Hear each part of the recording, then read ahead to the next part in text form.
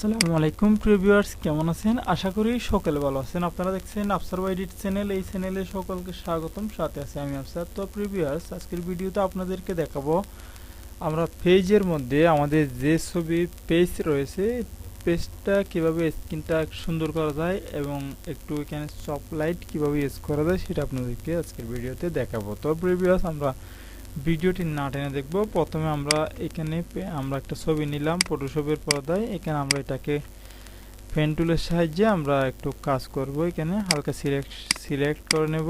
Selection করার পর এভাবে করে আমরা একটু সিলেকশন করে নেব। তো ভিডিওটি একটু ধৈর্য সহকারে দেখবেন, একটু লম্বা হবে হালকা। তো প্রিভিয়াস, যেহেতু এটা আমাদের পেজের কাজ চলতেছে, অবশ্যই আমাদের একটু ধৈর্য সহকারে দেখতে হবে। খুব ইম্পর্টেন্ট একটা ভিডিও।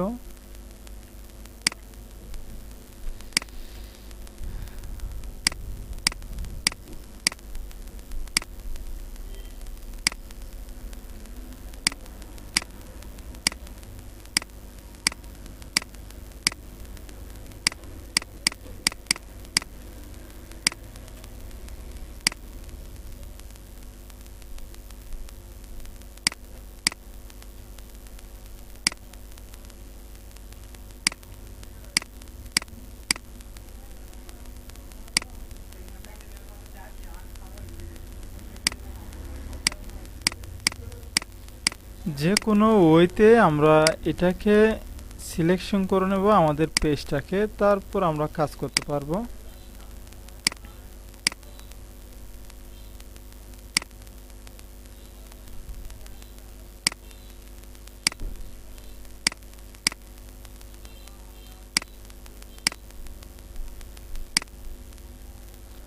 আমরা শুধুমাত্র পেজটাকে কাজ করব, আমরা জাস্ট অন্য আর কিছুতেই আমরা এই যে শরীরের যে কাপড়গুলো রয়েছে ওনার যে কাপড়গুলোকে আমরা সিলেকশন করব না, শুধুমাত্র পেজটাকে করব।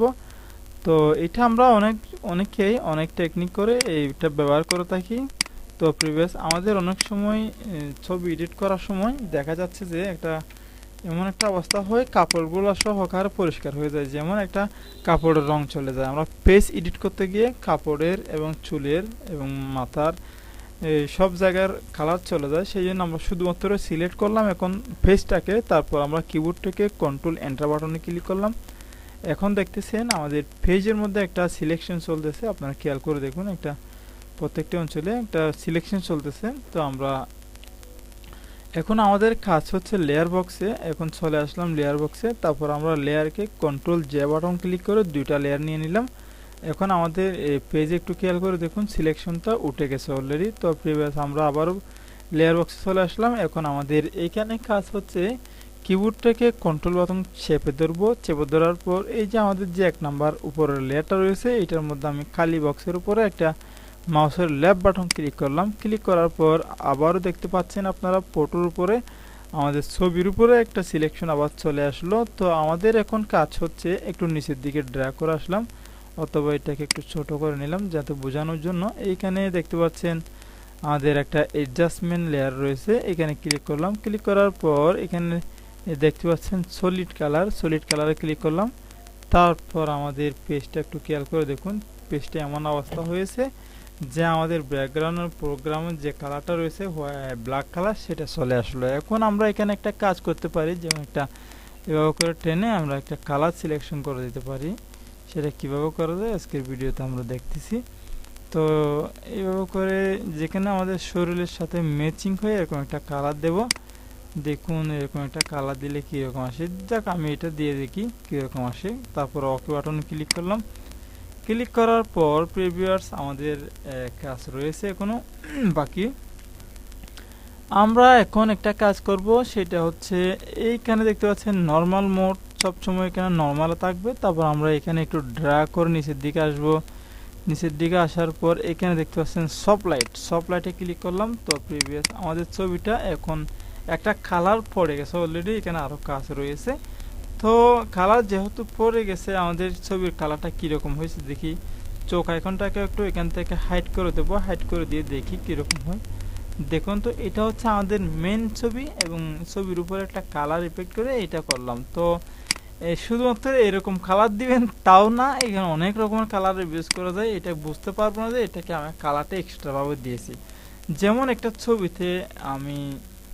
ছবিতে আমরা যখন কাজ করতে যাই, কন্ট্রোল এম বাটন দিয়ে আমরা অনেক সময় ছবিটাকে পরিষ্কার করতে চাই। তখন পরিষ্কার করতে গিয়ে আমাদের কি হয়, পেজটা অনেক সময় নষ্ট হয়ে যায়। যেমন ছবির সাথে পেজটা নষ্ট হওয়ার সাথে সাথে আরো অনেকগুলা আমাদের কাপড় চোপড়গুলো সহ জ্বলে যেতে পারে। সেই জন্য আমরা এই টেকনিকটা ব্যবহার করব প্রত্যেকটি ছবি ব্যবহার করার সময়, ছবি বাইর করার সময়। তো আমাদের আর একটা কাজ এখানে অলরেডি বাকি রয়ে গেছে। যেমন আমি এখানে আবার ডবল ক্লিক করলাম। ডবল ক্লিক করার পর আমরা চাইলে এই কালারটা দিতে পারি, এই কালারটা দিতে পারি এবং হোয়াইট কালার দিতে পারি। আমাদের যে কালারটার মধ্যে সুন্দর লাগবে, যে কালারটার মধ্যে আমি ছবিটাকে দেখতেছি সুন্দর হয়েছে, সেই কালারটা আমি অ্যাপ্লাই করবো। যেমন এই কালারটা দিতে পারি। যেমন ব্ল্যাক কালার দিলে তো একদম ব্ল্যাকই হয়ে যাবে। তো যদি আমি হোয়াইট কালার দিয়ে দেখি, আমার মনে হয় হোয়াইট কালার দিলে তো ছবিটা মনে হয় আরো বেটার দেখাচ্ছে। প্রথম হচ্ছে মনে হয় একটু হোয়াইট কালার দিয়েছি, বেটার দেখাচ্ছে। তো আমি এই কালারটাই দিলাম। জাস্ট দেখুন তো এখন চোখ এখনটাতে প্রথমে এরকম ছিল, এখন এরকম। আমরা চাইলে এই ছবিটাকে সুন্দর করার সেই কাজটা হচ্ছে আমাদের। তো আমার হাতের দিকে খেয়াল করুন তো, হাতটা একরকম, এটা একরকম। তো সবগুলাকে আমরা সিলেক্ট করে এভাবে করে নিতে পারি। তো আমরা অনেক বাইরে পাসপোর্ট সাইজে যারা কাজ করে থাকি, তারাই তো মূলত এরকম ভাবে পাসপোর্ট সাইজ ছবি নিয়ে থাকে। এভাবে কাজ করার পর তারপর আমরা এখানে হাইট ওয়েট যে রয়েছে, হাইট ওয়েট আমরা 1.5 দিয়ে, তারপর আমরা এখানে 1.9 দিয়ে, রেজুলেশন 300 দিয়ে আমরা এইভাবে করে এটাকে ক্রপ করে নিতে পারি। ক্রপ করে নিয়ে আমরা এটাকে পাসপোর্ট সাইজ ছবিতে রূপান্তরিত করতে পারি।